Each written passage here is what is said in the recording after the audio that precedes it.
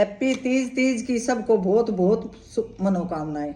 आज के दिन शंकर भगवान और माँ पार्वती आपको अपना भरपूर आशीर्वाद प्रदान करें और आपका सुहाग भाग बना रहे। मैं भी भगवान से यही कामना करती हूँ कि आप सदा सुहागन रहे और अपने घर में खुशहाल जिंदगी जिए।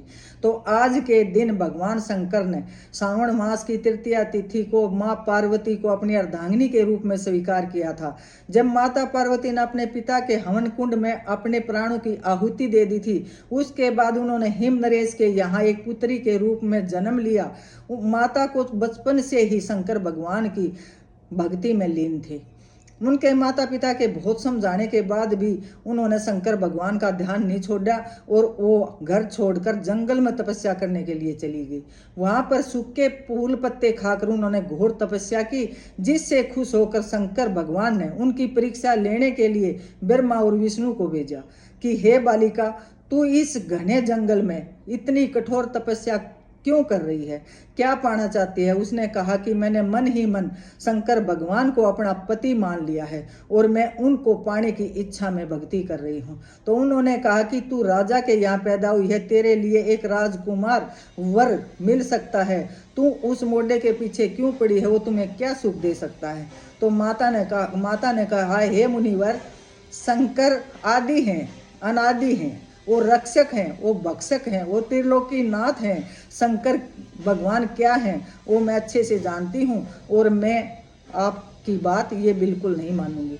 तो उनके बहुत समझाने के बाद भी शंकर भगवान खुद एक ब्राह्मण का वेश धारण करके आते हैं और कहते हैं कि हे बालिका, तू इतना कठोर तप क्यों कर रही है, तुझे क्या चाहिए। वो कहती है कि मैं शंकर भगवान को पाना चाहती हूँ और उनको मैंने अपना पति स्वीकार मान लिया है।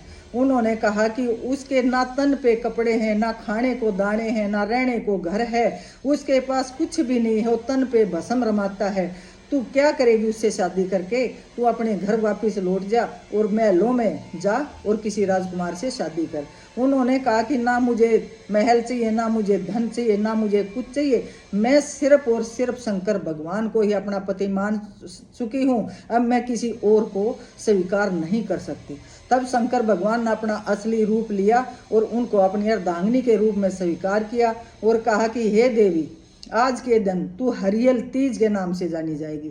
ठंडी ठंडी फुहार पड़ रही थी, श्रावण मास का महीना था, चारों तरफ हरियाली थी, तो माता को आज के दिन हरियाली तीज का नाम दिया शंकर भगवान ने। तो आज के दिन सुहागन भागन हरियाली तीज का व्रत भी रखती हैं, जो निर्जला होता है, बिल्कुल करवा चौथ की तरह।